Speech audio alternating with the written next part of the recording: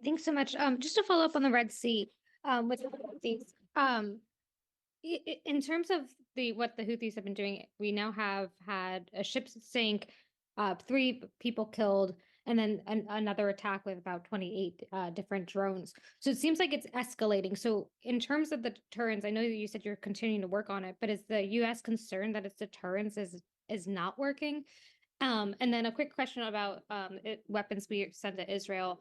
Um, Given that there's been so many casualties among civilians, as the U.S. and the Department of Defense, said, hey, Israel, we're no longer going to be sending you these weapons unless you start um, being better about not killing innocent civilians. Thanks, Heather, for the question. So right now, the department's priorities still continue to be supporting Israel in its fight against the terrorist organization Hamas. So that does include security assistance, and that is through FMF and FMS.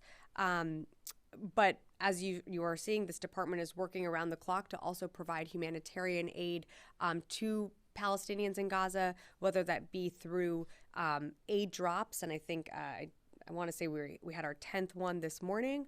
And then, of course, the floating pier that we will be setting up that will be off the coast of Gaza that will be able to get, whether it be meals, water, whatever else the people need, be able to flow that into to Gaza at a more regular rate. In terms of your question on the Red Sea, again, we're under no impression that we have completely wiped off the map all of the Houthis' capabilities. We know that they continue to have a robust arsenal. They continue to threaten commercial shipping. I would put the question back onto you, though, and when you're thinking about this, is that every time the Houthis strike a commercial ship or threaten that passageway, they are endangering commerce in the region. They are putting at risk 12 to 15% of the world's commerce that flow through.